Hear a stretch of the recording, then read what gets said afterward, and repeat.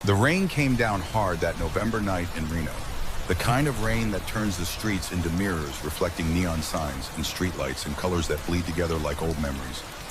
Dalton Blackwood had been riding for 6 hours straight, his 1975 Harley-Davidson growling through the storm like a beast that refused to die. At 64 years old, he still preferred the road to any roof over his head. The cold bit through his leather jacket, but he barely felt it. Pain was an old companion. He'd learned to ignore it decades ago. He wasn't supposed to be in Reno tonight. His cabin at Lake Tahoe was warm, quiet, comfortable. 4 years of retirement had taught him to appreciate silence. But his mother hadn't answered her phone in 3 days. 3 days of calls going straight to voicemail. 3 days of that gnawing feeling in his gut that something was wrong. Dalton had learned to trust his gut. 46 years with the Hells Angels had taught him that intuition was the difference between living and dying. And right now his gut was screaming. He turned onto his mother's street at just after midnight. The houses here were old, built in the 50s when Reno was still growing, still dreaming. Lorraine Blackwood had lived in the same two-story house for 43 years. Dalton had grown up here. His brother Garrett had grown up here. Only one of them had made it out alive.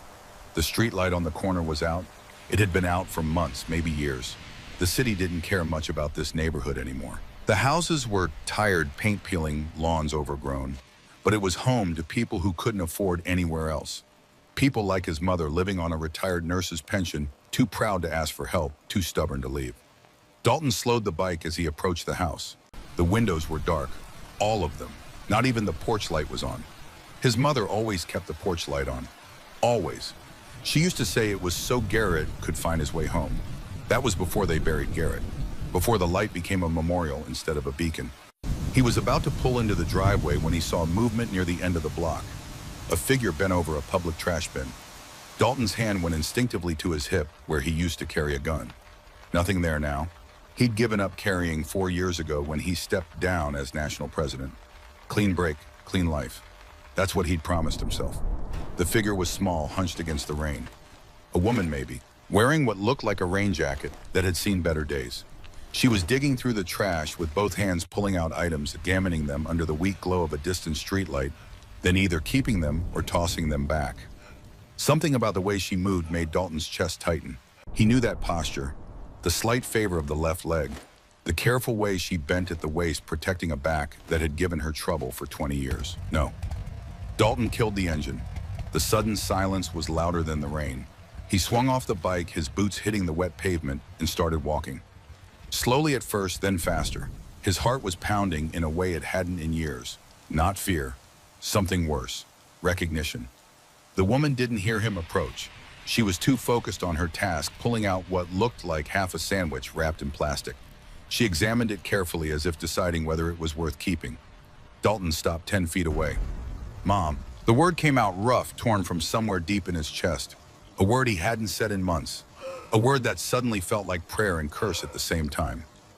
The woman froze. Her hands stopped moving. For a long moment, she didn't turn around. Just stood there, hunched over the trash bin, rain dripping off the hood of her jacket. Then slowly she turned. The streetlight caught her face. Dalton felt the ground shift beneath his feet. It was her, Lorraine Blackwood, 83 years old, his mother. The woman who had raised him and his brother in this tired Nevada town. The woman who had worked double shifts as a nurse to keep them fed and clothed. The woman who had buried one son and watched the other disappear into a life of violence and chaos. But this wasn't the woman he remembered. Her face was gaunt cheekbones sharp beneath, skin that looked too thin, too pale. Her eyes were sunken, shadowed with exhaustion and something else. Something that looked like fear. Her hair, once a dignified silver, was now a tangled mess of white and gray, plastered to her skull by the rain. She'd lost weight, a lot of weight. The rain jacket hung on her frame like it was draped over a coat hanger. He could see her collarbones jutting out above the zipper.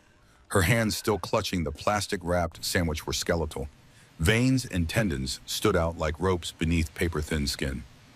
Mom, Dalton said again, softer this time. He took a step forward. It's me, it's Dalton. Lorraine's eyes widened, not with recognition, with panic. She shook her head, backing away from him. No, she whispered. No, you can't be here. You have to go. Now. Mom, what are you Go. The word came out sharp, desperate. She glanced over her shoulder as if checking to see if anyone was watching. Please, Dalton. If you care about me at all, leave. Now. She turned and started walking away, moving as fast as her frail body would allow. The sandwich was still clutched in her hand, her only prize from the trash bin. Dalton stood there, rain running down his face, watching his mother disappear into the darkness. Every instinct told him to follow her, to grab her, to demand answers, to drag her somewhere safe and dry and warm. But something stopped him. The fear in her eyes, the desperation in her voice. She wasn't just scared, she was terrified. And she was terrified of him being here. Dalton looked up at the dark windows of his mother's house. No lights, no movement. The porch light that had burned for 38 years was dark. He pulled out his phone and checked the time, 12:37 a.m. 72 hours, he thought. I'll give this 72 hours to make sense. Then I'm getting answers whether she wants to give them or not. He walked back to his Harley, started the engine, and rode away. But he didn't go far, just to the end of the block, where he could park in the shadow of an oak tree and watch his mother's house. He'd learned patience in the Angels, learned to watch and wait and gather information before making a move, learned that the first answer was rarely the true answer. So he waited and watched and tried not to think about what it meant that his mother was eating out of trash bins while her house sat dark and silent in the rain. Dalton spent the next 72 hours living on his bike and in cheap motels. He didn't approach his mother again, didn't knock on her door, didn't make himself known. He just watched. The first thing he learned was that Lorraine's utilities had been cut off. No electricity, no water, no gas. He confirmed it by checking with the neighbors during the day, posing as a concerned relative, which he was, just not the kind who announced his presence. Mrs. Patterson, 3 houses down, was happy to talk. Old ladies always were, Dalton had learned. They spent so much time alone that any conversation was welcome. "Oh, Lorraine," Mrs. Patterson said, shaking her head. "Such a shame. The power company came in July. Then the water in August. I tried to help, offered to pay her bills for a few months. But she wouldn't hear of it. Too proud, that one. Always has been." "Did she say why?" Dalton asked, keeping his voice casual. "Money trouble." Mrs. Patterson lowered her voice, even though they were standing on her porch and there was no one around to hear. "I think so, dear. She used to be so put together, Always dressed, nice hair, done every week at Rosemary's salon. But these last 9 months..." She trailed off, looking genuinely sad. "I haven't seen her at church in weeks. She used to never miss a Sunday."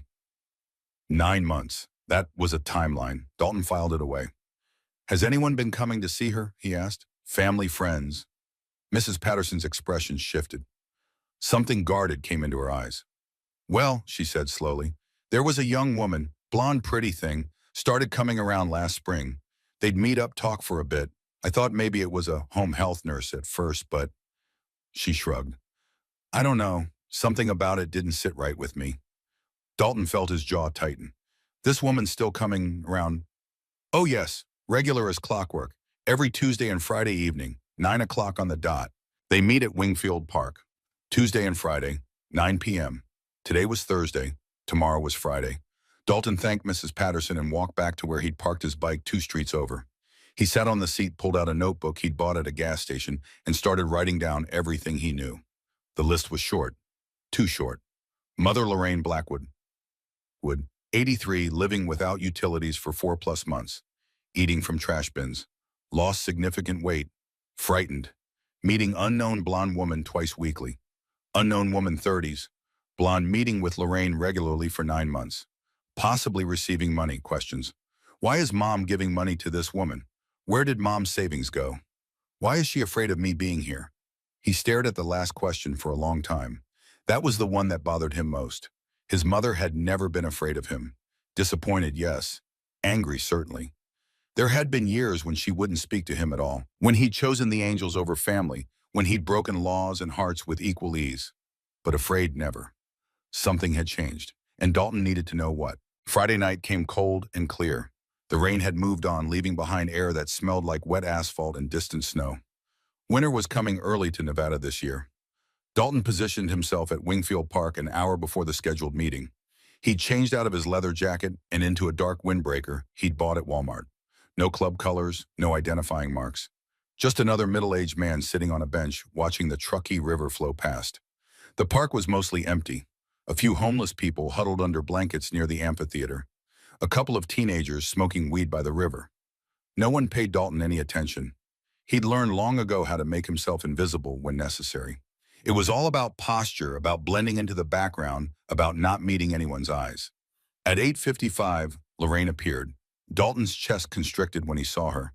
She was wearing the same rain jacket, even though it wasn't raining. Underneath, he could see layers of clothing mismatched and worn. Her shoes were old sneakers, the kind nurses wore during long shifts. They looked too big for her feet now. She walked slowly, carefully, like someone trying to conserve energy. When she reached the bench near the river, she sat down heavily and just stared at the water, waiting. Dalton was 40 yards away, partially hidden by a tree. He'd brought binoculars military grade, a relic from his Angels days. Through them, he could see his mother's face clearly. She looked exhausted. More than that, she looked beaten. At 9 o'clock exactly, a woman appeared. Dalton focused the binoculars on her face. Blonde, mid-30s, attractive in a studied way. Hair professionally colored, makeup carefully applied. She was wearing expensive clothes.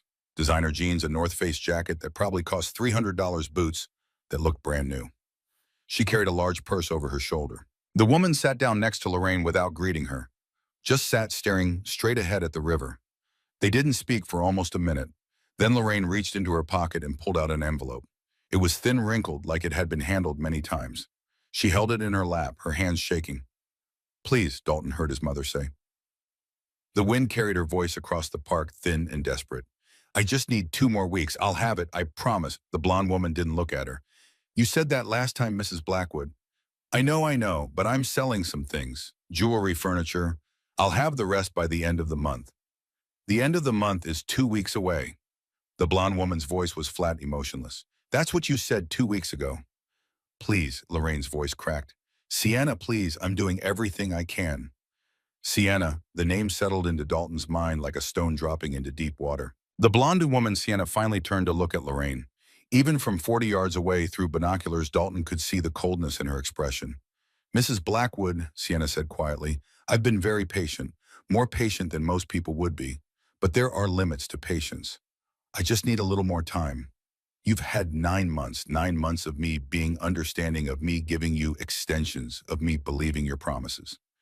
Sienna stood up, looking down at Lorraine with something that might have been pity and might have been contempt. It was hard to tell which. "This is the last time. You have 2 weeks to get me the full amount. $50,000. If you don't..." She let the sentence hang. $50,000. Dalton felt ice run through his veins. Lorraine looked up at Sienna, tears running down her weathered cheeks. "Please don't do this. I've given you everything I have. $42,000. Everything from my retirement account. I don't have anything left." "Then you better find something." Sienna's voice was sharp now, impatient. "Because if you don't, I'll have no choice but to go public with what I know. And then everyone will know what kind of family the Blackwoods really are." She turned and walked away, her expensive boots clicking on the concrete path. Lorraine sat on the bench, shoulders shaking with silent sobs, the empty envelope still clutched in her hands. Dalton forced himself to remain still. Every muscle in his body wanted to move, to go to his mother, to chase down that blonde woman and demand answers. But he'd learned discipline, learned to control the rage that had governed so much of his younger life. So he watched and waited. After 10 minutes, Lorraine stood up slowly, like an old woman rising from a deathbed. She wiped her face with her sleeve, straightened her shoulders as much as she could, and walked away in the opposite direction from Sienna. Dalton waited until his mother was out of sight. Then he stood and followed Sienna. Tracking someone in a city is both easier and harder than most people think. Easier because there are crowds to hide and patterns to predict, routines to exploit. Harder because there are also witnesses, cameras, unexpected turns. But Dalton had been doing this since before Sienna was born. He kept 50 yards back, moving casually, hands in his pockets. Just another man walking through downtown Reno on a Friday night. The streets were busy enough that he could blend in, sparse enough that he wouldn't lose her. Sienna walked with purpose, her stride confident. She didn't look back once. Why would she? She had no reason to think anyone was following her. She'd just extorted money from an 83-year-old woman. In her mind, she was untouchable. People like her always thought they were untouchable, until they weren't. She led him to a parking garage on Virginia Street. Dalton hung back at the entrance, watching as she walked to the 3rd level. A minute later, a black Chevy Tahoe, 2024 model, drove past him and out onto the street. Dalton memorized the license plate, Nevada registration. He could run that tomorrow, find out who owned it. But for now, he needed to get back to his bike and follow. The Tahoe headed east out of downtown toward the suburbs of Sparks. Dalton kept 3 cars back, an old trick. Close enough to maintain visual contact, far enough not to be obvious. 20 minutes later, the Tahoe pulled into the driveway of a 2-story house in a quiet neighborhood. The kind of neighborhood where houses sold for $500,000 and people watered their lawns religiously and nobody left trash bins out past collection day. Dalton drove past without slowing, noted the address, and circled the block. He parked 2 streets over and walked back, staying in the shadows. The house was nice, more than nice. New paint, professional landscaping, a 2-car garage with what looked like a BMW inside next to the Tahoe. There was a porch swing, decorative lights along the walkway, a mailbox shaped like a small house. This was not the home of someone who needed money. Dalton pulled out his phone and did a quick property search. It took him 15 minutes to find what he needed. The house was owned by Sienna Caldwell and Boyd Harrington, purchased in 2021 for $470,000. Paid off in full in 2022. No mortgage, no loans, nothing to justify demanding $50,000 from an elderly woman living without electricity. Dalton sat in the shadows across the street and felt the old anger rising. The kind of anger that had gotten him into trouble for most of his life. The kind that made him dangerous. He breathed slowly, counting to 10, then 20, then 30. An old technique taught to him by a therapist he'd seen briefly after retiring. Anger is information, she'd said. Don't suppress it, channel it. So he channeled it into observation. He watched the house for 2 hours. Lights on in the living room, shadows moving behind curtains. Around 11, a man came to the window. Tall, early 40s, dark hair and beard. He was talking to someone, gesturing animatedly. Probably Sienna. At 11:30, the lights went out. Dalton stood up from where he'd been sitting against a tree and walked back to his bike. He had what he needed for now. Tomorrow he'd dig deeper, but tonight he needed to think. He needed to understand why his mother was giving her life savings to people who clearly didn't need it, and why she was so terrified of him finding out. Saturday morning arrived gray and cold. Dalton had spent the night at a motel on the edge of town, lying awake on a bed that smelled like cigarettes and regret thinking about his mother eating half a sandwich from a trash bin, while somewhere in Sparks, Sienna Caldwell slept in a house with no mortgage. $42,000. That number kept repeating in his head. His mother had given this woman $42,000 over 9 months. That was her entire retirement account. Everything she'd saved from 40 years of nursing. Gone. And now they wanted another $50,000. At 8 a.m., Dalton was parked across from St. Thomas Aquinas Cathedral. Mrs. Patterson had said his mother used to never miss a Sunday Mass. Maybe that had changed along with everything else. But it was Saturday and the cathedral held a morning service at 9. Worth checking. He was right. At 8:50, Lorraine appeared walking slowly up the cathedral steps. She was wearing a dress this time, navy blue something she must have owned 4 years. It hung loose on her frame. She'd attempted to do her hair, pulled it back in a bun, but strands escaped in wild wisps. She looked like a woman trying to maintain dignity while everything around her collapsed. Dalton waited until she went inside. Then he followed. The cathedral was nearly empty, a dozen people scattered among the pews, mostly elderly. Lorraine sat in the back row on the far left near the confession booths. Old habit, probably. She'd always liked sitting near the exit when he was a kid. In case we need to leave quickly, she'd say, though they never did. Dalton slid into the pew behind her and to the right, close enough to talk, far enough not to crowd. He waited until the priest began speaking, his voice echoing through the vaulted space. "Mom," Dalton said quietly. Lorraine's back went rigid. She didn't turn around. "We need to talk," he continued, "and I'm not leaving until we do." "Not here," she whispered.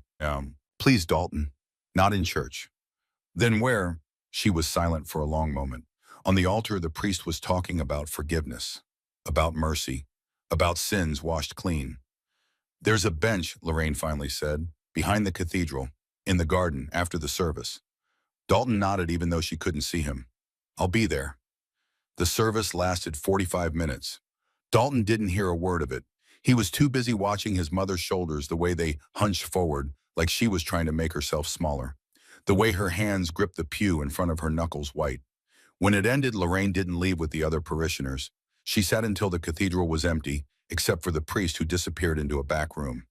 Then she stood slowly and walked out through a side door. Dalton followed. The garden behind St. Thomas was small but well maintained. Someone cared about this place. There were roses dormant for winter, but still tended.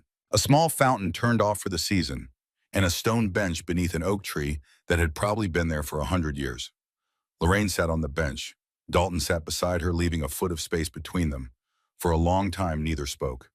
"You're giving money to someone," Dalton finally said. "A woman named Sienna Caldwell." Lorraine closed her eyes. "You followed me. You wouldn't talk to me. What choice did I have? You could have left it alone, like I asked you to." "Mom." Dalton turned to look at her, really look at her, the sunken cheeks, the trembling hands, the exhaustion carved into every line of her face. "You're living without power or water. You're eating out of trash bins. And you've given this woman $42,000. I can't leave that alone." A tear ran down Lorraine's cheek. Just one. She wiped it away quickly. "It's complicated," she whispered. "Then uncomplicate it for me." She shook her head. "You don't understand. If I tell you, you'll try to fix it. And if you try to fix it, you'll get hurt. Or worse. I've been hurt before. I've been worse. Not like this." Lorraine's voice broke. "Dalton, please, for once in your life, just trust me. Walk away. Go back to your cabin. Forget you saw me. Is that what you want? You want me to watch you starve while you give away everything you have to some con artist living in a $500,000 house?" Lorraine's head snapped up. "How did you—" "I followed her last night. After you gave her money, you don't have I followed her home. Sienna Caldwell lives in Sparks with her husband, Boyd Harrington. Nice house, nice cars, no mortgage. And she's extorting you for $50,000. "It's not extortion." Lorraine's voice was barely audible. "She's family." The words hit Dalton like a punch to the chest. "What?" Lorraine looked away, staring at the dormant rose bushes. "Sienna is Garrett's daughter." The world seemed to tilt sideways. Dalton gripped the edge of the bench to steady himself. "That's impossible. Garrett died 38 years ago. He was 21. He didn't have a— He had a girlfriend. Before he died, before—" Lorraine's voice cracked again. "She didn't know she was pregnant. Didn't find out until after Garrett was gone. She never told me. Never told anyone. Raised the baby alone, moved to California. Then she died 2 years ago. Cancer. And Sienna found letters her mother had kept. Letters from Garrett. She tracked me down last spring." Dalton's mind was racing. Garrett's daughter, his niece. A connection to the brother who had died because of him, because of choices made when they were both too young and too stupid to understand consequences. "And you just believed her?" Dalton asked. "Someone shows up claiming to be Garrett's daughter, and you hand over your life savings." She had proof. Lorraine turned to face him. And Dalton saw desperation in her eyes. "Pictures, letters. She knew things only Garrett would have known. And she has the scar."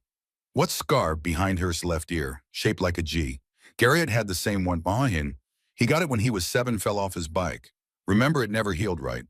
Dalton did remember, vaguely, a scar shaped like the first letter of his brother's name. A coincidence of healing tissue. "Mom, he said gently. "Scars can be faked. Pictures can be staged. This woman is lying to you." "No." Lorraine shook her head stubbornly. "You're wrong. Sienna is Garrett's daughter. I know it. I feel it. And the money, why does she need $50,000? Lorraine looked down at her puns. "She's in debt. The bank is foreclosing on her house. She needs the money to save it. I've been helping her, giving her what I can, but it's not enough. She needs $50,000 by the end of the month or she loses everything." "Mom."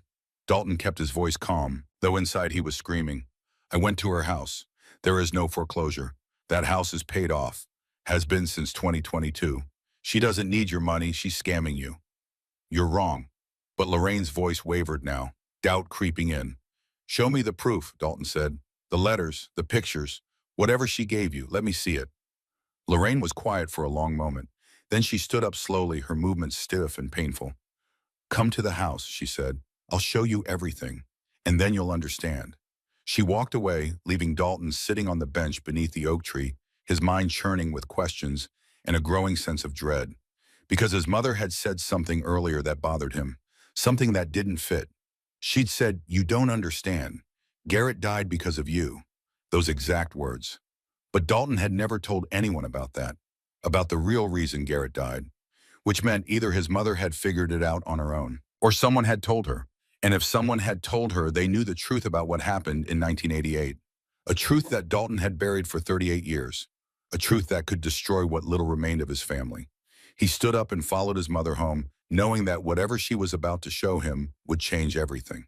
The question was whether he was ready for that change, or whether after 4 years of trying to leave the past behind the past had finally caught up with him. The walk to Lorraine's house took 12 minutes. Neither of them spoke. Dalton stayed 3 paces behind his mother, watching the way she moved, careful, conserving energy, like someone who hadn't eaten a proper meal in weeks. Probably because she hadn't. The neighborhood looked different in daylight, sadder somehow. The houses that had seemed merely old at night now looked defeated. Peeling paint, sagging porches, chain-link fences, holding backyards full of weeds and broken toys. This was a neighborhood where people came to give up. His mother's house sat at the end of the block, a 2-story structure that had once been white but now looked gray. The porch steps were rotting. One of the shutters hung at an angle. The mailbox had been knocked over and never replaced. Lorraine climbed the steps, slowly gripping the railing. At the top, she fumbled with her keys. Her hands were shaking so badly it took 3 tries to get the door open. Inside the house was dark and cold. No electricity meant no heat. Dalton could see his breath in the air. The temperature outside was maybe 45 degrees. Inside it felt colder. "Wait here," Lorraine said. She disappeared into the kitchen. Dalton stood in the entryway, his eyes adjusting to the dimness. Gray light filtered through dirty windows, just enough to see by. The living room was to his left, furniture covered with sheets. No television, no lamps. Everything valuable had probably been sold. His mother returned carrying 2 candles in glass jars. She lit them with a match, her hands still trembling. The flickering light made shadows dance on the walls. "Upstairs," she said, "in my bedroom." She led him up the staircase. The steps creaked under their weight. At the top, she turned left into what had been her bedroom for 4 decades. The bed was neatly made despite everything. A quilt Dalton remembered from childhood. His grandmother had made it. One of the few things his mother hadn't sold. Lorraine set the candles on the dresser. Then she knelt beside the bed with effort, reaching underneath. She pulled out a cardboard box. It was old, the kind that had once held copy paper. Someone had written Garrett on the side in black marker. The handwriting was his mother's from years ago when her hands were steady. Lorraine sat on the bed and opened the box. "This is everything," she said quietly. "Everything Sienna gave me. Look at it, then tell me she's lying." Dalton sat beside his mother and looked into the box. On top was a photograph. It showed a young woman with long dark hair, maybe 19 or 20, standing next to Garrett. Dalton's breath caught. His brother looked exactly as Dalton remembered him. 21 years old, alive, smiling. One arm around the dark-haired girl, both of them squinting into the sun. "Her mother," Lorraine said. "Jessica. That's what Sienna told me. Her name was Jessica Reeves." Dalton picked up the photo, turned it over. On the back, in handwriting he didn't recognize, G&J Summer 1987, 1 year before Garrett died. He set the photo aside and looked at the next item, a letter written on lined notebook paper. The handwriting was definitely Garrett's. Dalton would recognize it anywhere. His brother had always written in neat block letters like an architect. The letter was short. "Jess, I'm sorry about last night. I shouldn't have said those things. You know I didn't mean them. This thing with my brother has me all twisted up inside. But that's not your fault. I love you. I'll always love you. G." Dalton stared at the letter for a long time. This thing with my brother, what thing? What had been happening in 1987 that had Garrett twisted up?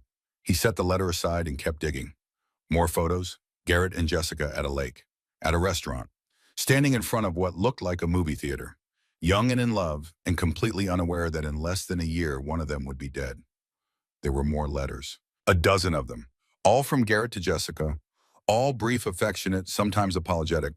The letters of a young man trying to navigate a relationship while dealing with something else, something he never quite named but that hung over every word. At the bottom of the box were 2 items that made Dalton's chest tighten. The first was a birth certificate. Sienna Marie Reeves, born March 15, 1989. Mother Jessica Lynn Reeves. Father unknown, 6 months after Garrett died. The second item was a DNA test result, the kind you could order online. It showed a familial match between Sienna Caldwell and Lorraine Blackwood. Probability 99.7%. Granddaughter. Dalton set the papers down carefully. His hands were steady, but his mind was racing. The evidence was convincing. He'd give Sienna that much. Photos that looked legitimate, letters in Garrett's handwriting, a DNA test that proved blood relation. But something was wrong. Something about this entire situation felt off, like a door that looked closed but wasn't quite latched. "Mom," Dalton said slowly, "when did Sienna first contact you?" Last March, almost 9 months ago. She showed up at the house one day with all of this. Lorraine gestured at the box. She'd found her mother's things after Jessica died. The letters, the photos. She said Jessica never told her about Garrett. She'd grown up thinking her father was someone else, someone who'd left before she was born. It wasn't until she found the letters that she realized the truth. And she came straight to you. She tracked me down through public records, found out I still lived in the same house. She was nervous, scared I wouldn't believe her. But when I saw the pictures, Lorraine's voice broke. She looks like him, Dalton. She has Garrett's eyes. Dalton thought about the woman he'd seen last night. Blonde, carefully groomed, expensive clothes. He tried to picture her with dark hair, tried to see his brother in her features. Maybe it was possible. And the money, he asked. When did she start asking for money? Not right away. The first few times we met, she just wanted to talk, to learn about Garrett. I told her everything, what he was like as a boy, his favorite foods, the way he used to laugh. Lorraine smiled sadly at the memory. She cried when I told her about his death. Real tears, not fake. When Mom, June, 3 months after we met, she told me she'd made some bad financial decisions. Her husband had been laid off. They were behind on the mortgage. The bank was threatening foreclosure. She was embarrassed to ask, but she had nowhere else to turn. And you gave her money, $5,000 at first, from my savings account. She promised to pay it back when things got better. Lorraine looked down at her hands. But things didn't get better. They got worse. Her husband's unemployment ran out. She needed more and more. I kept giving because she's all I have left of Garrett. Don't you understand? She's my granddaughter. Family. Dalton understood. That was the problem. He understood exactly how someone could exploit that kind of desperation. The need to believe that some piece of your dead child still existed in the world. The DNA test, he said. When did you do that? July. I suggested it. I wanted to be sure. Sienna agreed immediately. We sent samples to one of those online companies. The results came back 3 weeks later. 3 weeks. That was fast, but not impossible. Those companies had gotten efficient. Dalton picked up the DNA test results again, looked at them more carefully this time. The document looked official. Company logo at the top, barcodes, scientific language about genetic markers and probability percentages. But something nagged at him, something he couldn't quite name. Mom, where's your copy of this? You would have received your own results, right? Lorraine frowned. Sienna said it was easier if we used her account. She received both results and printed mine out for me. There it was, that feeling of a door not quite latched. Do you still have the kit? The thing you used to send in your sample? I don't know, maybe in the trash. Why? Dalton stood up. Because I want to verify this. Run our own test, one that Sienna doesn't control. Dalton, that's insulting. She's family. The test proved it. Then another test will prove it again. Dalton kept his voice gentle. Mom, you've given this woman $42,000. You're living without heat or electricity. You're eating from trash bins. Don't you think it's worth being absolutely certain? Lorraine was quiet for a long moment. Then she nodded slowly. There's a kit at the drugstore. I'll do it. But you're wrong about her. I know you are. I hope I am, Dalton said, and meant it. Because if he was right, if Sienna was lying, then his mother's heart would break all over again. She'd lose Garrett a second time, and Dalton wasn't sure she'd survive that. Dalton left his mother's house with a plan forming in his mind, a plan that required money he didn't have, and a sacrifice he wasn't sure he was ready to make. But as he rode his Harley back toward Lake Tahoe, the cold November wind cutting through his jacket, he knew what had to be done. The bike beneath him was a 1975 Harley-Davidson Shovelhead. He'd bought it in 1976 with money from his first real job working construction. 50 years ago, half a century of roads and wind and freedom, this machine had been with him through everything, through his years with the Angels, through prison, through the deaths of people he'd loved and people he'd killed. The bike was worth money, good money. Vintage Harleys in decent condition could fetch $30,000, maybe $40,000 if you found the right buyer. He'd need more than that, but it was a start. By the time he reached his cabin at Lake Tahoe, the sun was setting, orange and red bleeding across the water, the kind of sunset that reminded you why people moved to Nevada in the first place. Inside the cabin was warm, clean, comfortable, everything his mother's house wasn't. Dalton sat at his kitchen table and pulled out his phone, made a call to a man he hadn't spoken to in 2 years. Luther Kane speaking. Reaper, it's Ironside. A pause, then, well, I'll be damned. Dalton Blackwood, thought you'd forgotten about us common folk up in your mountain hideaway. Luther Reaper Kane had been vice president during Dalton's last 5 years as national president. 68 years old now, retired from the club but still connected. Still someone who knew everyone and everything worth knowing. Need a favor, Dalton said. Don't you always? What kind of favor?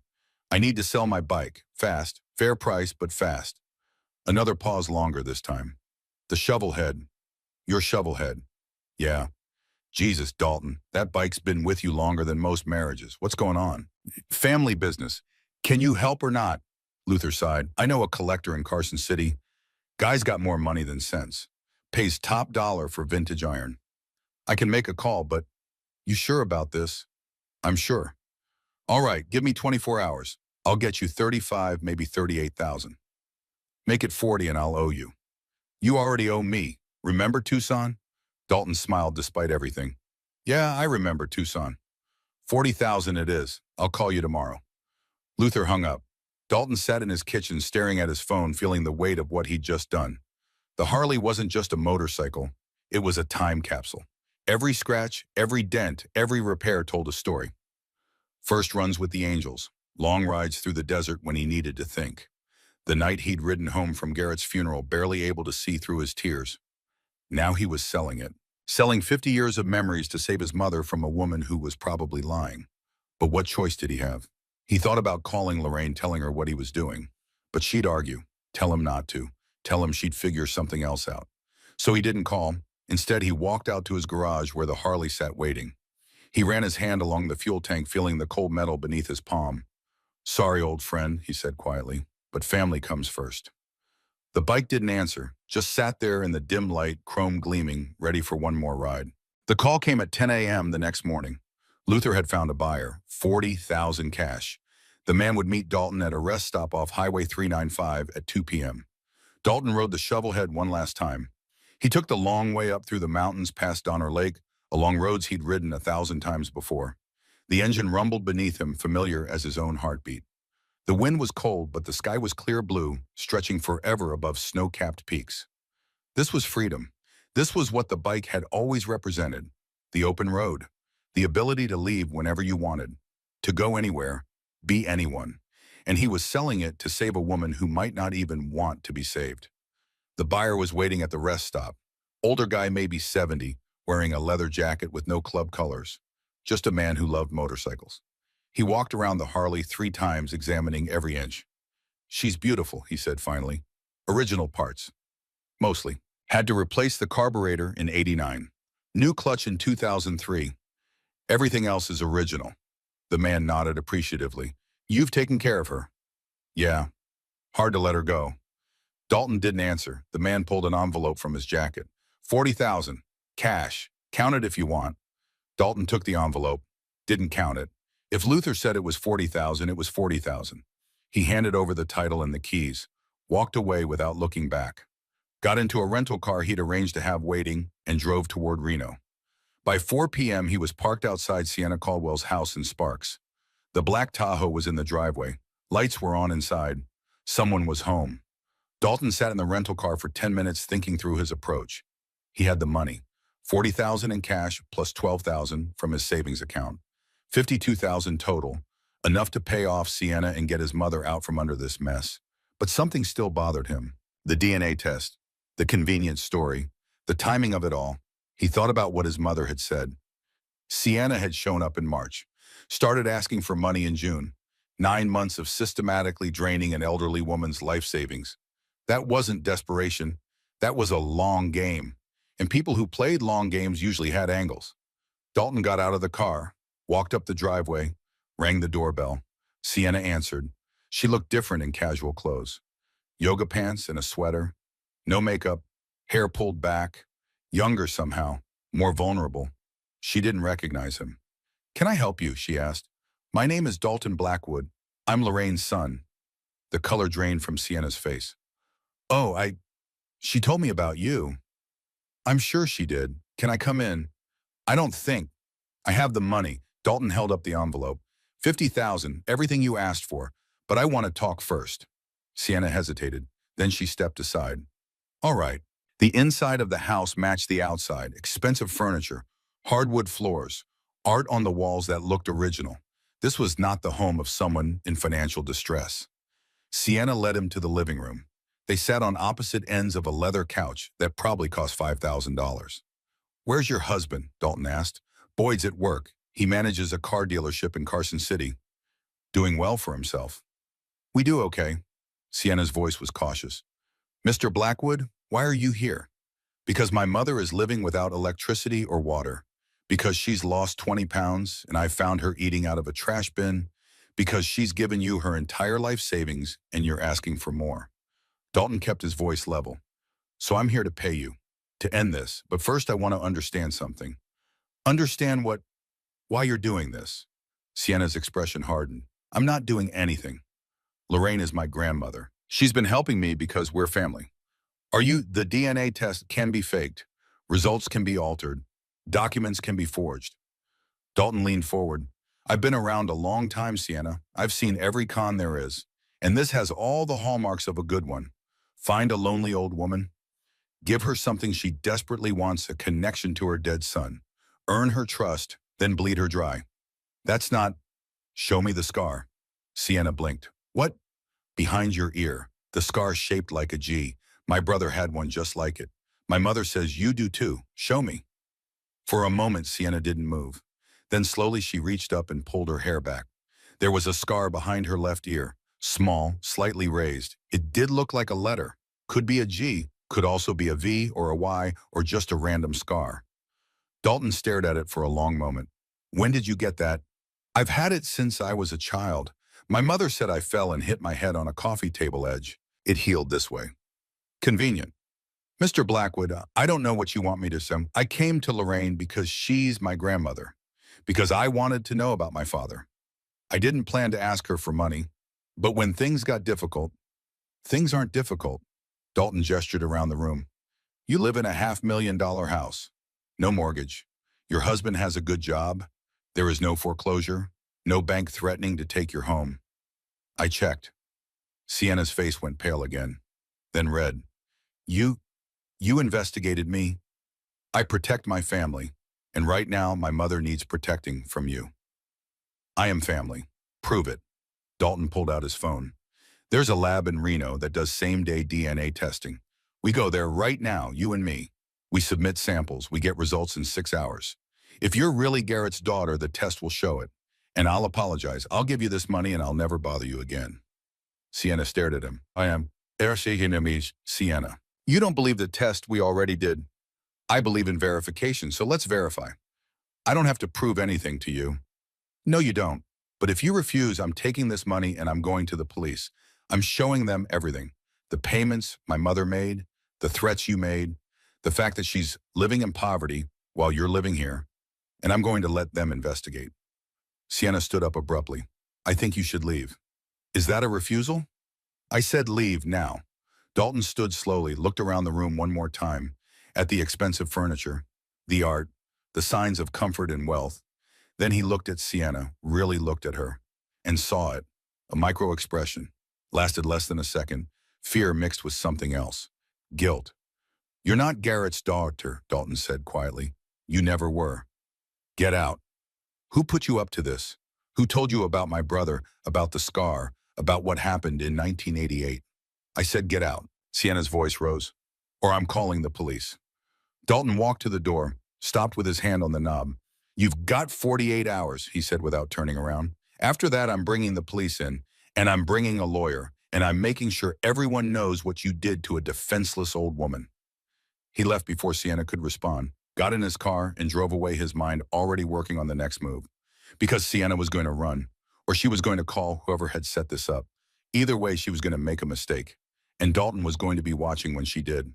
Dalton spent the next 24 hours in his rental car, parked in different locations around Sienna's neighborhood, watching the house. He had supplies, bottled water, protein bars, a thermos of coffee, binoculars, and patience. The patience was the important part. At 6 p.m. on Sunday, Sienna's husband Boyd came home. Dalton watched him pull into the garage in a new BMW. Nice car. More evidence of financial comfort. The lights stayed on downstairs until 11. Then the house went dark.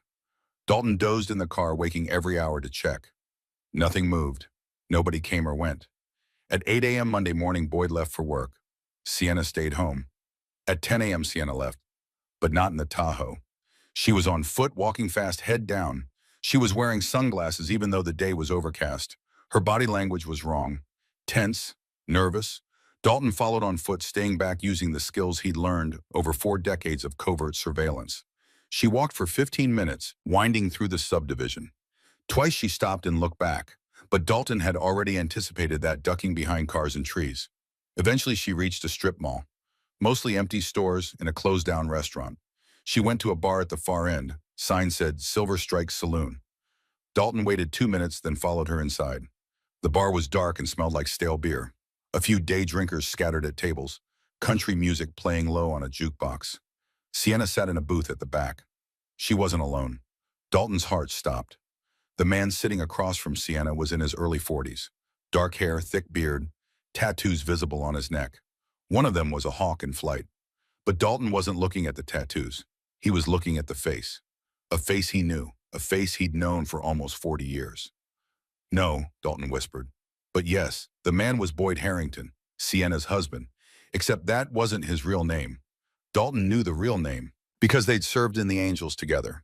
The man's name was Boyd Sterling, and his father was Von Wrecker Sterling, Dalton's best friend, the man who had been sergeant-at-arms in 1988, the man who had executed Garrett on orders from the council, the man who knew every secret Dalton had buried for 38 years. Dalton felt the floor shift beneath his feet. His vision narrowed. Sound became distant. He turned and walked out of the bar before either of them could see him. Got in his car, drove. Didn't know where he was going, didn't care. Just drove until his hands stopped shaking and his breath came back and the roaring in his ears faded. Then he pulled over on the side of the highway and called Luther Kane. "Ironside, you okay? You sound... I need you to find someone for me. Vaughn Sterling. Need to know where he's living, what he's doing, everything." Vaughn, Jesus, I haven't heard that name in years. Last I knew he'd moved to Oregon, retired from the club back in. Erfolg, 2015. Find him, Luther. It's important. All right. Give me a few hours. Dalton hung up, sat in the car on the side of Highway 395, watching trucks roll past, trying to piece together what was happening. Vaughn Sterling, his best friend from 1977 until they'd both retired. Brothers in every way that mattered. Vaughn had been at Dalton's side through everything. Prison riots, turf wars, federal investigations. And Vaughn had a son, Boyd. Dalton remembered him as a kid, maybe 8 or 9 years old, hanging around the clubhouse. Quiet kid, smart. Now Boyd was married to Sienna, and Sienna was scamming Dalton's mother. And the whole thing was connected to Garrett, to secrets that were supposed to stay buried. The phone rang, Luther calling back in less than an hour. Found him, Luther said. Vaughn Sterling, 67 years old, living in Medford, Oregon, working as a mechanic. But here's the thing, Ironside, he's in trouble. What kind of trouble? Money trouble. Word is he's into a casino up in Wendover for about 200 grand. They've been leaning on him hard. Guy's been scrambling to pay them off. $200,000. The number hit Dalton like a hammer. Sienna had been bleeding his mother for 9 months. $42,000 so far. Asking for another 50. 92,000 total, half of what Vaughn owed. Luther, Dalton said slowly, does Vaughn have any other kids besides Boyd? Not that I know of. Why? Just connecting dots. Thanks for the information. Dalton hung up, sat there for another 10 minutes, letting it all settle into place. Then he called his mother. Dalton, where are you? I've been worried. Mom, I need you to tell me something, and I need you to be honest. What is it? When Sienna first came to you, when she told you about Garrett, did she mention how Garrett died? Lorraine was quiet for a moment. She said her mother told her it was an accident, some kind of machinery at a construction site. Did you correct her? Another pause. No. Why not? Because, Lorraine's voice dropped to a whisper, because I didn't want her to know the truth. What truth, Mom? Dalton, please. What truth? His mother started crying. Soft, broken sobs. That Garrett died because of you. The words hung in the air between them. Dalton closed his eyes. How do you know that? I've always known. Vaughn told me, after the funeral. He came to the house, and he told me everything. About the money Garrett took. About the council's decision. About... She couldn't finish. About me, Dalton said flatly. About how Garrett took the fall for something I did. Yes. Dalton felt something inside him crack. A fault line he'd been holding together for 38 years. Mom, he said gently, Sienna isn't Garrett's daughter. She's married to Vaughn's son. This whole thing is a scam. Vaughn set it up to get money from you to pay off his gambling debts. Lorraine made a sound like she'd been punched. He used your guilt, Dalton continued. He knew you blamed me for Garrett's death. He knew you'd do anything to make it right. So he sent his daughter-in-law to you with a story you wanted desperately to believe. No, the DNA test was fake. Had to be, because Garrett never had a daughter, never had a girlfriend named Jessica. All of it was lies. Carefully constructed lies designed to exploit a mother's grief. His mother was fully crying now. Deep, wrenching sobs. I'm sorry, Mom, Dalton said. I'm so sorry. He hung up before she could respond, because there was something he had to do. Something that had been coming for 38 years. He had to find Vaughn Sterling, and he had to ask his best friend why. Dalton drove straight through to Medford, Oregon. 8 hours on the road, stopping only for gas. His mind was a storm of memories and rage and betrayal. Vaughn Sterling. They'd met in 1977. Dalton was 21 years old, fresh out of a bad marriage and looking for something to belong to. Vaughn was 19, running from an abusive father in a town that had no future. They joined the Angels the same month. Prospects together, patched in on the same night. Brothers in every sense except blood. Vaughn had been the best man at Dalton's second wedding. Had pulled Dalton out of a burning building in Laughlin in 1989. Had visited him in prison every month during a 2-year stretch in the mid-90s. And Vaughn had been the one to execute Garrett. Not because he wanted to, because it was his job. Sergeant-at-Arms enforced the council's decisions. No exceptions, not even for the brother of his best friend. Dalton had never blamed him for that. Orders were orders. The club was the club. But this was different. This was betrayal on a level Dalton couldn't comprehend. He reached Medford just after 8 p.m., found Vaughn's address through a combination of public records and calls to people who owed him favors. The house was small on the outskirts of town, a rental by the look of it, single-story peeling paint weeds in the yard. A motorcycle sat under a tarp in the driveway. Old Harley, probably Vaughn's only transportation. Dalton parked down the street and walked to the house, knocked on the door, waited. The man who answered was older than Dalton remembered. 67, Luther had said, but he looked 75. Gray hair, weathered face, eyes that had seen too much and slept too little. Vaughn stared at Dalton for a long moment. Then he sighed. Wondered when you'd figure it out, Vaughn said quietly. He stepped aside. Dalton walked in. The inside of the house matched the outside. Sparse furniture. Nothing on the walls. The home of a man who didn't expect to stay long. They sat across from each other. Vaughn in an old recliner. Dalton on a couch that sagged in the middle. For a long time, neither spoke. How'd you figure it? Vaughn finally asked. Saw Boyd at the bar with Sienna. Recognized him. Vaughn nodded. Should have warned him to stay out of sight. But he's stubborn. Gets that from his mother. You used my mother.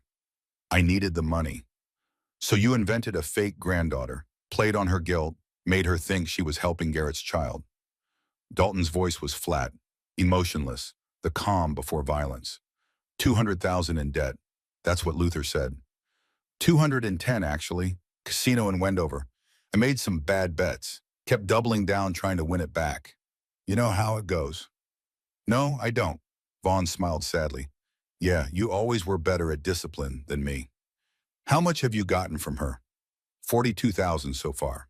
Through Sienna. The plan was to hit 50, maybe 60 total, then disappear. Your mother would never know. She'd think Sienna moved away. It would hurt, but she'd survive. She's eating out of trash bins, Vaughn, living without power or water. You're killing her. I didn't know it had gotten that bad. Sienna said. Vaughn stopped, rubbed his face with both hands. Doesn't matter what she said. I knew what I was doing. I didn't have another option. There's always another option. Not when they threaten your family. Not when they say they'll kill your son if you don't pay. Vaughn looked up and Dalton saw real fear in his eyes. These aren't small-time guys, Ironside. This is serious organized crime. Vegas connections. They don't bluff. Then you should have come to me and said what, hey, best friend, can you front me 200 grand because I got stupid? You retired. You're clean. I wasn't going to pull you back into this. So you pulled my mother into it instead. Vaughn flinched. Yeah, I did, and I'll live with that, but I won't apologize for protecting my son. Dalton stood up, walked to the window, looked out at the dark street. I sold my bike, he said quietly. The shovelhead. 50 years I had that bike. Sold it to get money to pay off Sienna, to save my mother. Behind him, Vaughn made a sound like he'd been hit. Jesus, Dalton, the shovelhead? You love that bike more than most things, yeah. Dalton turned around. But not more than family, and my mother is all I have left. Garrett's gone. My ex-wives are gone. The club is gone. My mother is it, and you tried to destroy her. I tried to save my son by sacrificing mine. The two men stared at each other across the shabby living room. 40 years of friendship hanging in the balance. 40 years of loyalty and brotherhood and shared blood. All of it turning to ash. I'm going to ask you one question, Dalton said, and I want the truth. Did you ever care about Garrett? When you pulled that trigger, did you feel anything? Vaughn's face crumpled. Every day, every single day for 38 years. You think I wanted to do it? You think I didn't try to find another way? I think you followed orders, like you always did. I followed orders to keep the club together, to keep you safe. If I'd refused, the council would have killed both of us. You, me, and Garrett. All three of us. I chose the option that saved 2 out of 3. Garrett was 21 years old. I know. He died for a crime I committed. I know that too. Dalton's hands were shaking. He shoved them in his pockets. And now you're using his death to scam my mother. You're using the guilt she feels, the guilt I feel, to line your pockets. To save my son, Vaughn said again. But his voice was weaker now, less certain. Dalton walked to the door, put his hand on the knob. You've got 48 hours, he said without turning around. Tell Sienna to stop. Return whatever money she hasn't spent. And then both of you disappear. If I see either of you near my mother again, what happens next won't be about friendship. It'll be about justice. Ironside. We're done, Wrecker. 40 years, and we're done. Dalton walked out into the cold Oregon night, leaving behind the last real friend he had left in the world. He got in his car and drove. Didn't cry until he was back on the highway. Didn't stop until the tears ran out somewhere near their California border. And by then he'd made a decision. This wasn't over. Not even close. Dalton didn't go back to his cabin, didn't go to his mother's house. Instead, he drove to Reno and checked into a motel off 4th Street, the kind of place that rented by the hour and didn't ask questions. He needed time to think, to plan, because Vaughn wasn't the real problem. The real problem was the casino, the people Vaughn owed $200,000 to. They weren't going to just let it go because Dalton told Vaughn to stop scamming his mother. They'd come for their money, and when they didn't get it from Vaughn, they'd look for other sources, other leverage, like an 83-year-old woman who'd already proven she could be exploited. Dalton sat on the motel bed, the envelope of cash still in his jacket pocket. $52,000, not nearly enough to solve the real problem, but enough to buy time. He pulled out his phone and made a call. Luther Kane. It's Ironside. I need the council. Silence on the other end. Then, the council hasn't met in 4 years, not since you stepped down. Then it's time for a reunion. Dalton, what's going on? Family business, brotherhood business. I need Reaper Gunner and Preacher. Tomorrow. Somewhere we can talk without being heard. Another pause. Your old garage, the one off McCarran. Dalton thought about it. The garage had been his personal workspace when he was national president. A place to work on bikes and hold meetings that needed to stay quiet. He'd sold it when he retired, but the new owner was an old angel who'd probably let them use it. Yeah, the garage. Noon tomorrow. I'll make the calls. But Ironside, this better be worth pulling everyone out of retirement. It is. Dalton hung up and lay back on the bed, stared at the water-stained ceiling, thought about what he was about to do. He was pulling his brothers back into a life they'd all tried to leave behind, pulling them into a conflict that wasn't theirs. But that was what brotherhood meant. You didn't abandon each other, not even after retirement, not even after the club was done, especially not then. The garage sat on the eastern edge of Reno, tucked between a warehouse and an abandoned lot. It didn't look like much from the outside. Corrugated metal walls, a roll-up door that had seen better days. But inside it was solid. Concrete floor, good lighting, enough space for a dozen bikes, and then some. Dalton arrived at 11:30. The new owner, a man named Pete, who'd been a prospect back in the 90s, had left the key under a brick by the side door.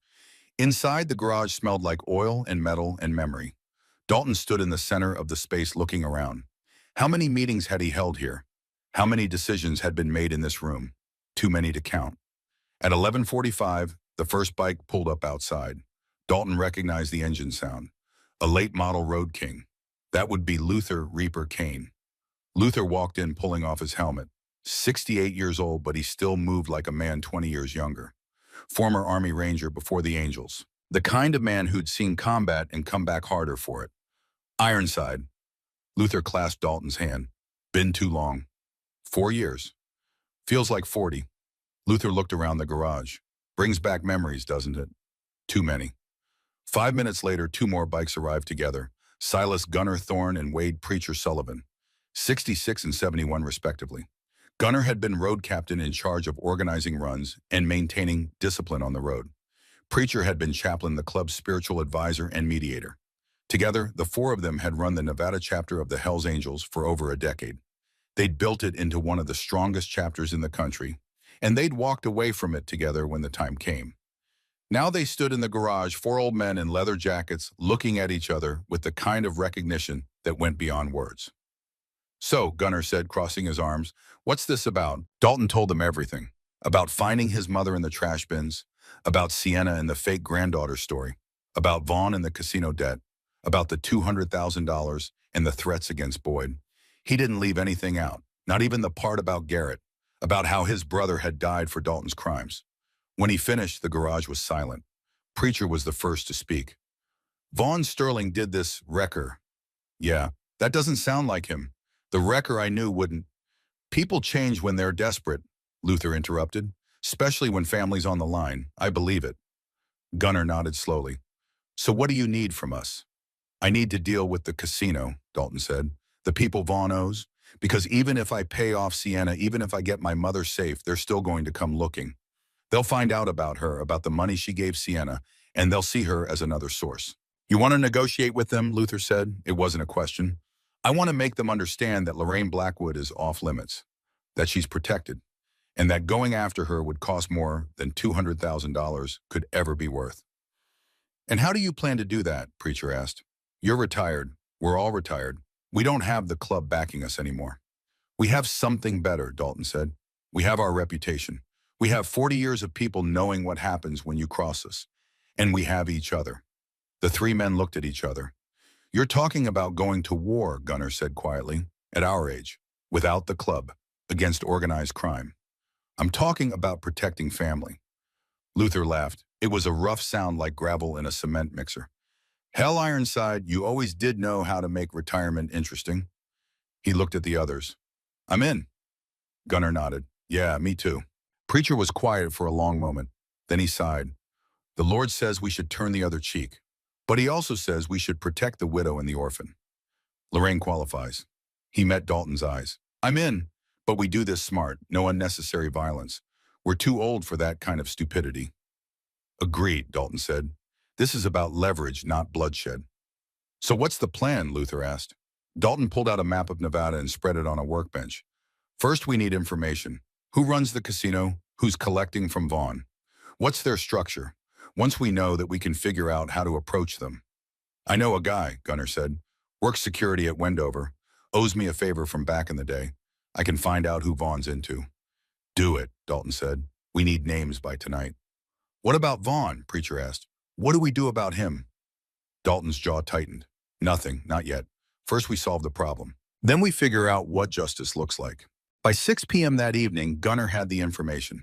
They met again at the garage. Gunner spread out a series of photos and documents on the workbench. The casino is called the Silver Palace, he said. It's in Wendover, right on the Nevada-Utah border. Technically legal operation, but they've got ties to serious people. Vegas connections. The guy who runs it is named Cyrus Donovan. Goes by the King. 72 years old. Old school. Started as muscle for the Chicago outfit back in the 70s, moved west in the 80s. Dalton studied the photo of Cyrus Donovan. An old man, heavy-set with the kind of face that had seen violence and ordered more. This wasn't someone you threatened. This was someone you negotiated with. What's his reputation? Dalton asked. Hard but fair, Gunner said. He'll break your legs if you owe him money, but he's not unnecessarily cruel. Business is business, and he's smart enough to know when a debt isn't worth the trouble. How much leverage does he have over Vaughn? Complete. Vaughn signed over his house as collateral, his bike, everything. If he doesn't pay, Cyrus owns it all. Plus, Cyrus has photos of Boyd, knows where he lives, has made it clear that if the money doesn't come, Boyd's the one who pays. Classic, Luther muttered. Go after the family. Makes the debtor desperate. Desperate enough to scam an old woman, Preacher added. Dalton nodded slowly. All right, here's what we do. I call Cyrus, set up a meeting, face to face.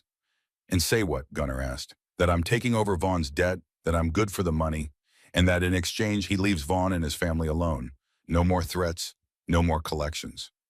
You don't have $200,000, Luther pointed out. No, but I have something else. I have information. The three men looked at him. What kind of information? Preacher asked carefully. Dalton pulled out his phone, showed them a series of photos he'd taken over the past few days.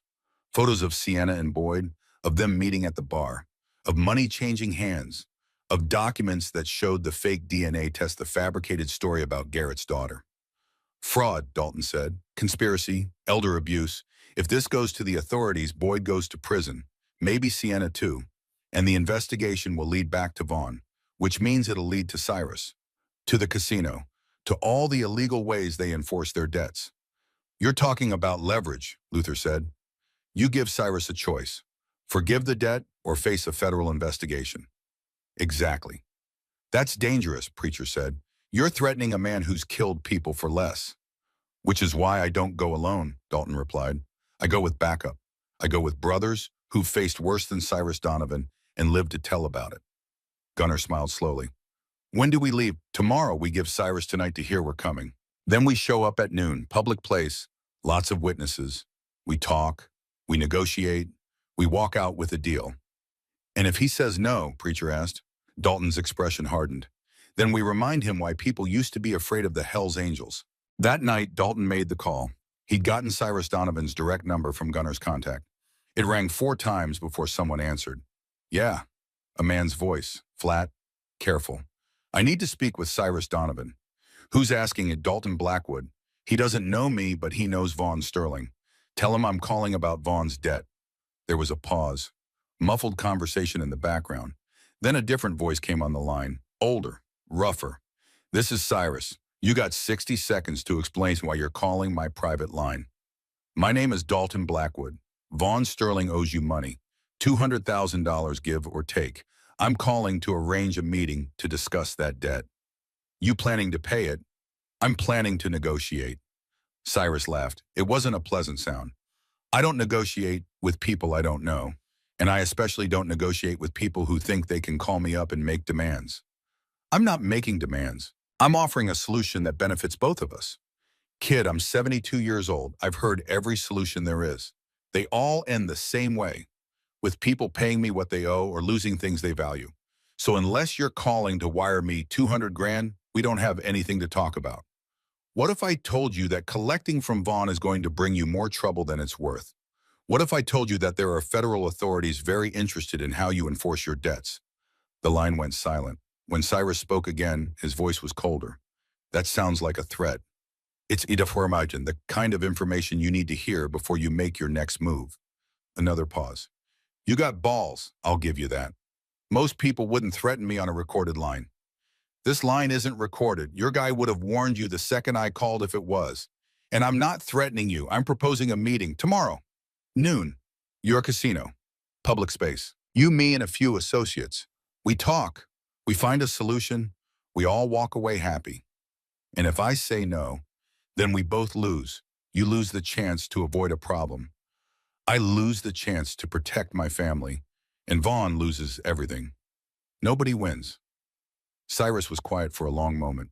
Dalton could hear him breathing, thinking. You got a reputation? Cyrus finally asked. You somebody I should know. I was national president of the Hells Angels Nevada chapter, retired 4 years ago. Before that, I spent 46 years in the club. If you've been in Nevada as long as you say you've heard the name Ironside. Another pause, then Ironside. Yeah, I've heard of you. Heard you went straight, retired clean. I did, but I'm still connected, still respected, and I'm still willing to do what's necessary to protect what's mine. And Vaughn Sterling is yours. His victim is my mother. She's the one who's been paying Sienna, and she's the reason I'm making this call. Cyrus exhaled slowly. All right, Ironside, you got your meeting. Tomorrow, noon. Come to the Silver Palace. Ask for me at the high roller desk. Bring whoever you want. But know this, you walk into my casino making threats, you don't walk out. I'm not coming to threaten. I'm coming to negotiate. We'll see. The line went dead. Dalton set down his phone and looked at the three men sitting across from him in the garage. We're on, he said. Luther cracked his knuckles. Good. I was getting bored with retirement anyway. They left for Wendover at 9 a.m. 4 men on 4 motorcycles. Luther on his Road King, Gunner on a Street Glide, Preacher on a Heritage Softail, and Dalton on a rental bike since he'd sold the Shovelhead. The ride took 2 hours. They didn't talk, just rode in formation the way they'd ridden 1,000 times before. The wind was cold, the sky gray with clouds that promised snow. Wendover sat on the Nevada-Utah border, a town that existed primarily for gambling. Casinos lined the main street, their neon signs garish against the desert landscape. The Silver Palace was one of the larger ones, a 3-story building with Art Deco styling that looked out of place in the barren landscape. They parked their bikes in a row out front, pulled off their helmets, straightened their jackets. 4 old men, combined age over 270 years. Combined experience in violence and negotiation and survival that would fill libraries. They walked into the casino together. Inside, it was all velvet and brass and the constant noise of slot machines. The place smelled like cigarettes and desperation. A few gamblers hunched over poker machines feeding in bills with the mechanical determination of addicts. Dalton approached the high roller desk. A woman in her 50s looked up, her smile professional and empty. Help you, gentlemen. We're here to see Cyrus Donovan. He's expecting us. The woman's smile didn't falter, but something changed in her eyes. Name's Dalton Blackwood. She picked up a phone, spoke quietly, hung up. Someone will be right with you. 2 minutes later, a man appeared. Big, 6'4", maybe 260, suit that barely contained him. He looked at Dalton and the others without expression. This way. They followed him through the casino, past the gaming floor, down a hallway marked private. At the end was an elevator. The big man pressed a button. The doors opened. They all got in. The elevator rose to the 3rd floor. When the doors opened, they were in a hallway with thick carpet and expensive art on the walls. At the end was a set of double doors. The big man knocked. A voice from inside said, "Come." The doors opened into an office that looked like it belonged in a Vegas high-rise, not a Wendover casino. Wood paneling, leather furniture, a desk the size of a small car. And behind the desk, a man who matched the voice on the phone. Cyrus Donovan was 72 but looked 60. Silver hair combed back, expensive suit, hands that had done violence but now wore gold rings. He sat behind his desk like a king on a throne. "Ironside," Cyrus said. "You're older than I expected." "We all are," Dalton replied. Cyrus smiled slightly, gestured to the chairs in front of his desk. "Sit." The 4 of them sat. The big man took a position by the door. "You brought backup," Cyrus observed. "Smart, so did I." He nodded toward a door on the side of the office. It opened and 2 more men entered, both armed, both watching Dalton and his brothers with predatory focus. "Just so we understand each other," Cyrus said, "this is a conversation, not a fight, but I'm prepared for both." "So are we," Luther said quietly. Cyrus looked at Luther, then at Gunner, then at Preacher. His expression shifted slightly. Recognition. "I know you," he said to Luther. "Luther Kane, Reaper. And you," he pointed at Gunner, "Silas Thorne. And the old man is Wade Sullivan, Preacher." He leaned back in his chair. "You brought the council, the whole damn retired council of the Nevada Angels." "We take care of our own," Dalton said. "Apparently." Cyrus steepled his fingers. "All right, you have got my attention. Talk." Dalton laid out the situation cleanly. No emotion, just facts. Vaughn's debt, Sienna's scam, the $42,000 extracted from Lorraine, the fake granddaughter story, the DNA test, all of it. When he finished, Cyrus was quiet for a long moment. "Your mother got scammed," he finally said. "That's unfortunate, but it's not my problem. Vaughn owes me money. How he gets it is his business." "It becomes your problem when the FBI gets involved," Dalton said. "Elder abuse is a federal crime. Fraud across state lines is a federal crime. The moment I file a complaint, they'll investigate. They'll find Sienna, they'll find Ward, they'll find Vaughn, and they'll find you. You can't prove I had anything to do with the scam. I can prove you threatened Vaughn's family to make him pay. I can prove you used illegal means to collect a debt. That's enough to start an investigation. And once the feds start looking, they find all kinds of interesting things. Dalton leaned forward. How clean is this casino, Mr. Donovan? How many corners have you cut? How many rules have you bent? Cyrus's expression didn't change, but his eyes went hard. You're threatening me. I'm offering you a choice. Forgive Vaughn's debt. Let him and his family go. In exchange, I make this whole thing disappear. No police, no FBI, no investigation. My mother never knows she was scammed. Sienna and Boyd quietly return the money and go their separate ways. Everyone walks away clean. And I'm out $200,000. You're out a headache, Dalton corrected. Vaughn doesn't have the money. You know it, I know it. You can break his legs, take his house, destroy his life. But you'll never collect 200 grand from a 67-year-old mechanic. All you'll do is create a problem that draws attention you don't want. Cyrus was silent, thinking. What's to stop me from just making all of you disappear? He asked. Right here. Right now. My men against yours. Luther smiled. It wasn't a nice smile.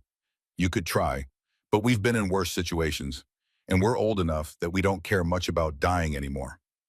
Question is, how many of your people are willing to give over $200,000? The two armed men by the wall shifted uncomfortably. Cyrus noticed. He looked at them, then back at Dalton. You got balls, he said. Coming in here like this, I respect that.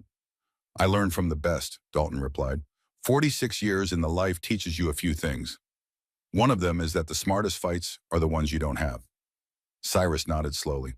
All right, let's say I'm interested in your proposal. What guarantees do I have that you won't go to the cops anyway? My word, and the word of these three men, we don't break our word, ever. Brotherhood, Cyrus said, that still means something to you. It's the only thing that means anything. Cyrus stood up, walked to the window, looked out at the parking lot below at the 4 motorcycles lined up in a row. I started riding when I was 16, he said quietly. Stolen Honda. Rode it until the cops caught me. Did 6 months in juvie. When I got out, I bought a Harley. Rode with a club in Chicago for a while. Thought I'd found family. He turned back to face them. Then I realized the club was just business. Brotherhood was a lie we told ourselves to justify the violence. Maybe in Chicago, Preacher said, but not everywhere. Some of us meant it. Cyrus studied them. 4 old men in leather jackets. 4 men who'd ridden together, fought together, bled together. 4 men who'd left the life but never left each other. Yeah, Cyrus said finally. Maybe some of you did. He walked back to his desk, sat down. Here's my counteroffer. I forgive Vaughn's debt. Sienna and Boyd return the money to your mother, in full. All $42,000. And they never contact her again. Agreed, Dalton said. But, Cyrus continued, I want something in return, not money. Information. What kind of information? There's a crew operating out of Carson City. They've been running drugs through my casino, using it as a waypoint. I don't like it. It draws the wrong kind of attention. But I don't know who's running it, don't know their structure. He looked at Dalton. You still have contacts, people who owe you favors. Find out who's running that crew. Give me names. We'll call it even. Dalton looked at his brothers. Luther nodded slightly. So did Gunnar. Preacher hesitated, then nodded as well. Deal, Dalton said. Cyrus extended his hand across the desk. Dalton shook it. Pleasure doing business with you, Ironside. Likewise. They stood to leave. Dalton was at the door when Cyrus spoke again. One more thing. Vaughn Sterling. What are you going to do about him? Dalton paused. That's family business. Not yours. Fair enough, but for what it's worth, what he did to your mother, that's not brotherhood. That's betrayal. And betrayal. Cyrus shook his head.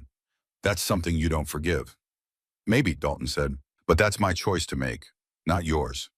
He walked out. They rode back to Reno in silence. The deal was done. Cyrus would forgive the debt. Sienna and Boyd would return the money. Lorraine would be safe. But the victory felt hollow, because Dalton still had to deal with Vaughn. Still had to figure out what justice looked like for a 40-year friendship that had ended in betrayal. When they got back to the garage, Dalton thanked his brothers. They didn't need long goodbyes. A handshake, a nod, an understanding that if he needed them again, they'd come. Then they rode away back to their own retirements, their own lives. Dalton stood alone in the garage, feeling the weight of everything that had happened. His phone rang. Unknown number.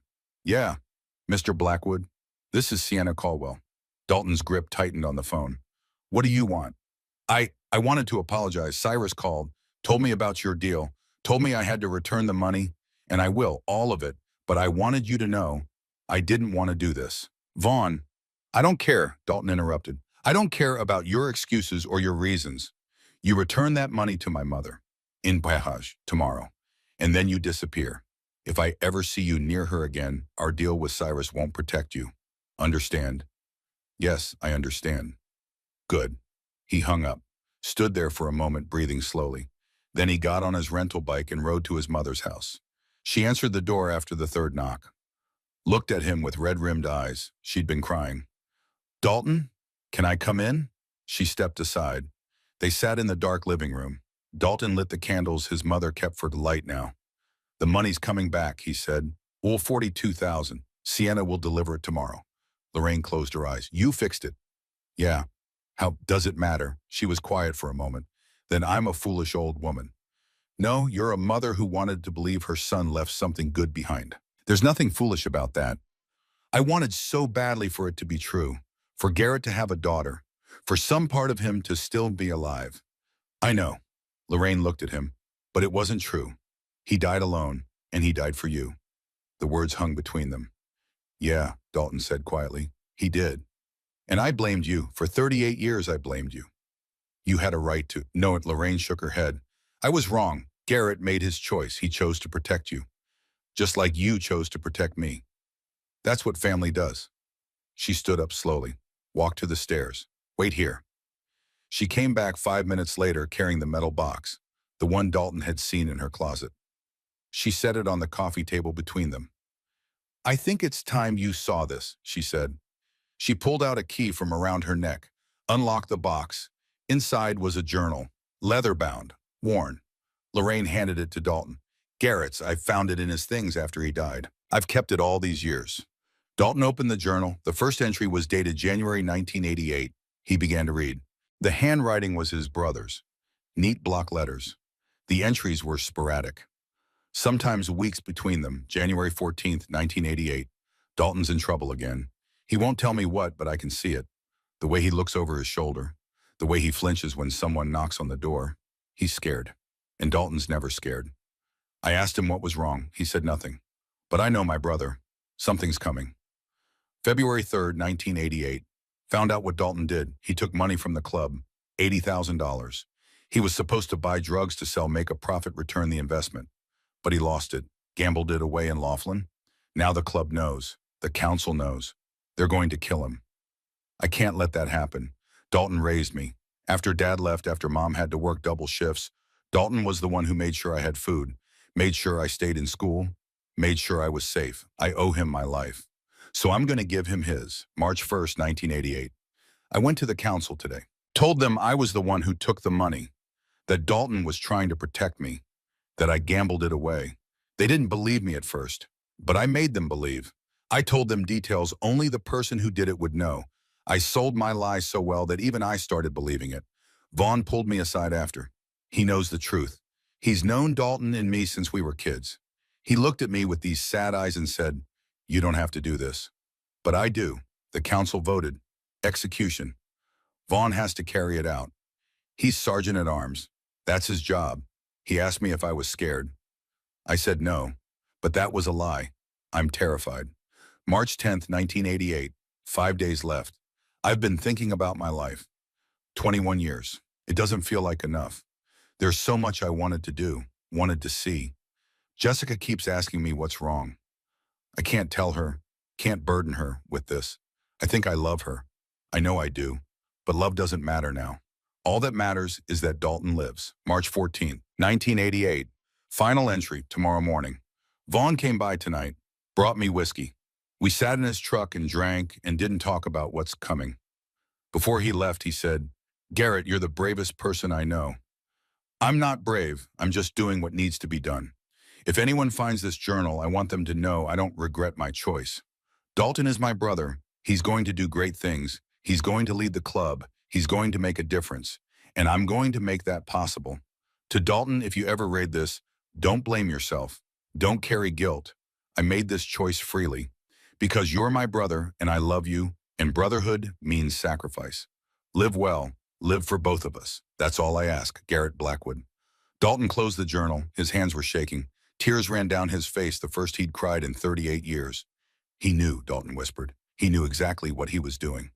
Yes, Lorraine said softly, and I never thanked him, never told him I was sorry, never.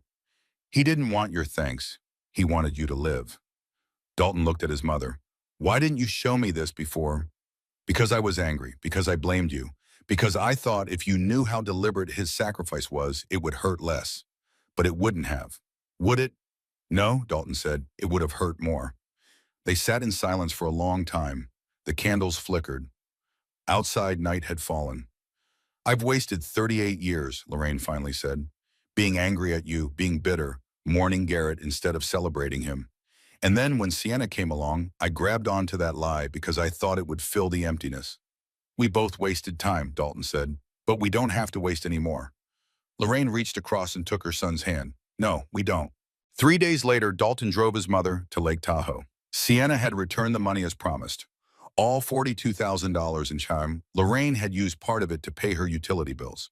The electricity came back on, the water, the heat, but she didn't want to stay in that house anymore.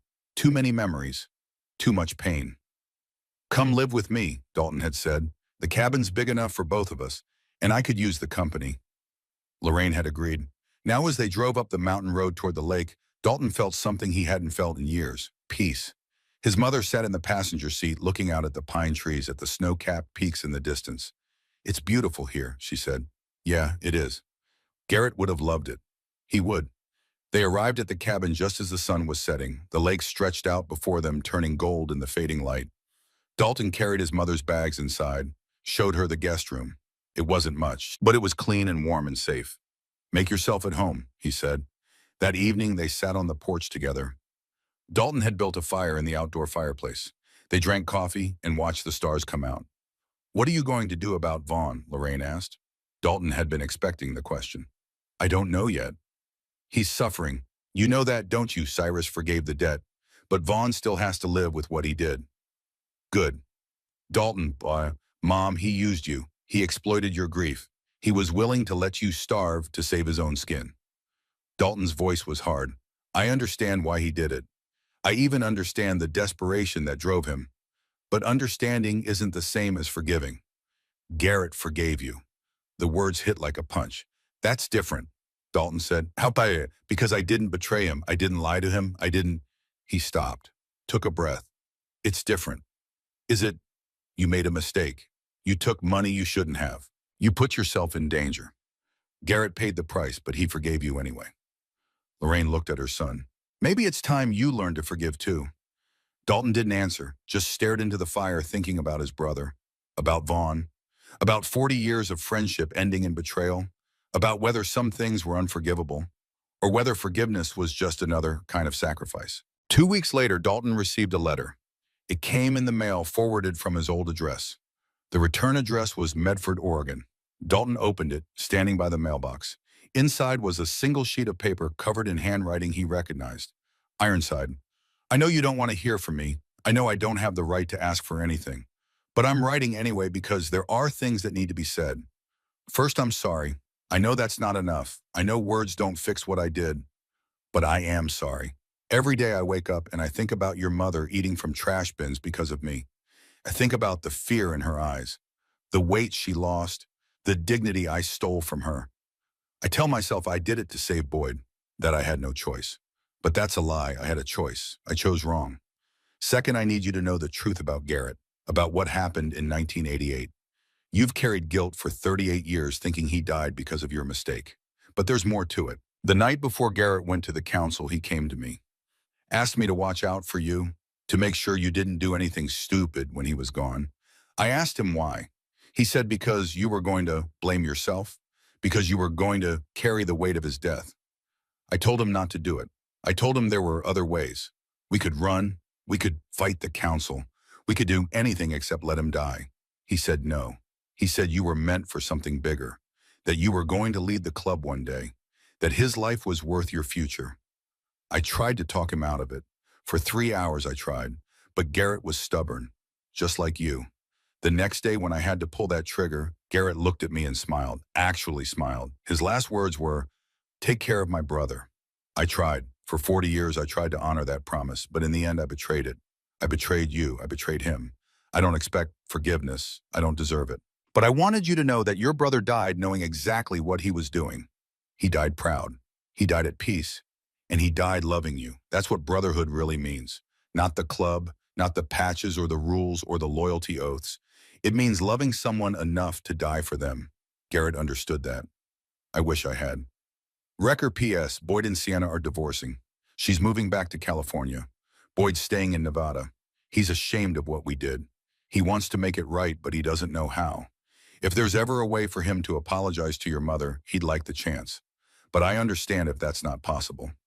Dalton read the letter 3 times, then he folded it carefully and put it in his pocket. Walked back to the cabin, found his mother in the kitchen making lunch. "Mom," he said, "I need to show you something." He handed her the letter. She read it in silence. When she finished, she looked up at Dalton with tears in her eyes. "He loved you," she said. "Vaughn, despite everything, he loved you. That's why he's suffering now." "I know. What are you going to do?" Dalton looked out the window at the lake, at the mountains beyond, at the vast empty sky. "I'm going to think about it," he said. 6 months later.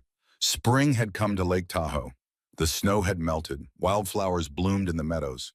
The lake sparkled blue under a warm sun. Dalton and Lorraine had settled into a rhythm. She cooked. He maintained the cabin. They took walks together, talked about Garrett, about the past, about the future.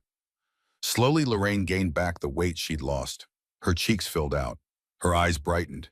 She started volunteering at a local women's shelter, helping elderly women who'd been victims of financial abuse. "If I can save even one person from what I went through," she said, "then maybe it wasn't all for nothing." Dalton had started the Garrett Blackwood Memorial Fund with the money Sienna had returned.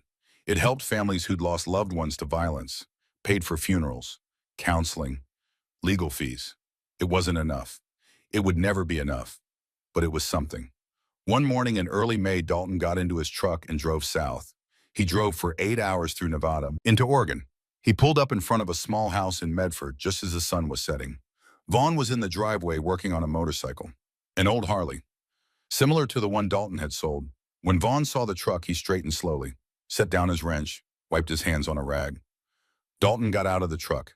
They stood facing each other across 20 feet of cracked asphalt. "Ironside," Vaughn said quietly. "Wrecker. I didn't expect to see you again. I didn't expect to come." They were silent for a moment. "I got your letter," Dalton finally said. "I figured you didn't respond. I needed time to think, to decide whether some things are unforgivable." And beyond, Vaughn's voice was steady, but Dalton could see the tension in his shoulders, the fear. "And I decided that Garrett was smarter than both of us." Dalton took a step forward. He understood something we forgot. That brotherhood isn't about never making mistakes. It's about standing up after you fall. Vaughn's eyes were wet. "I felt pretty damn hard." "Yeah, you did." Dalton took another step. "But you're still here. You're still trying. That counts for something." "Does it?" "Garrett thought so. He forgave me for getting him killed. Maybe I can forgive you for being desperate and stupid." "I don't deserve, none of us deserve forgiveness, Wrecker. That's why it's called grace." Dalton closed the distance between them, extended his hand. Vaughn stared at it for a long moment. Then he took it. They shook.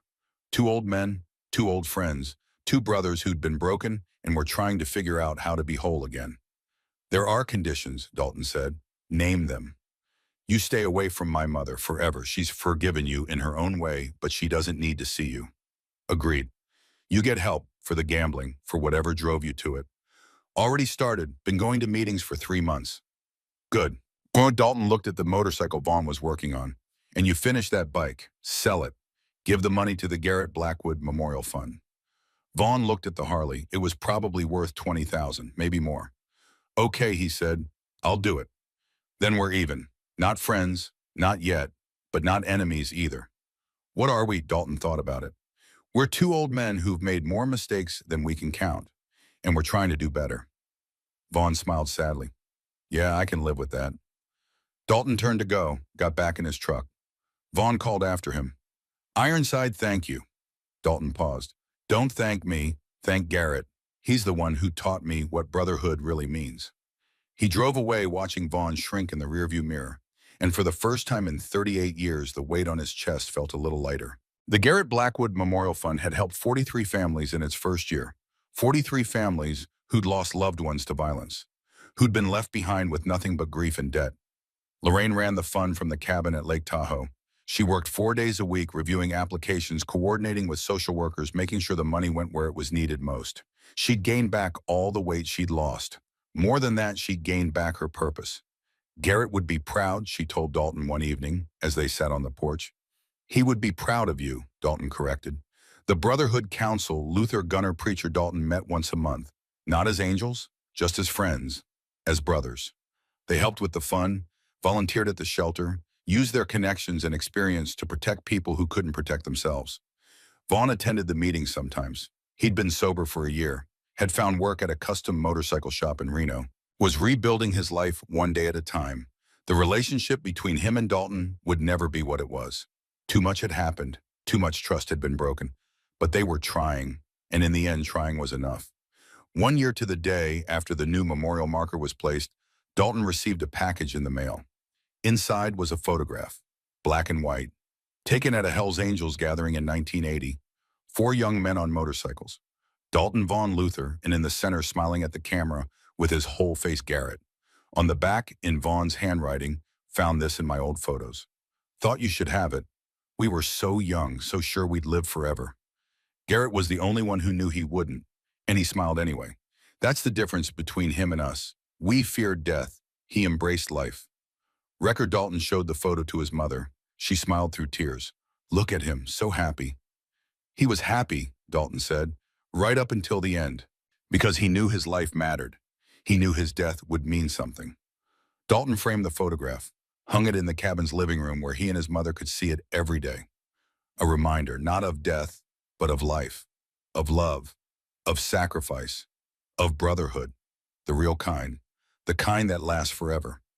For those who have lived long enough to know brotherhood is not never falling, it is always standing up again.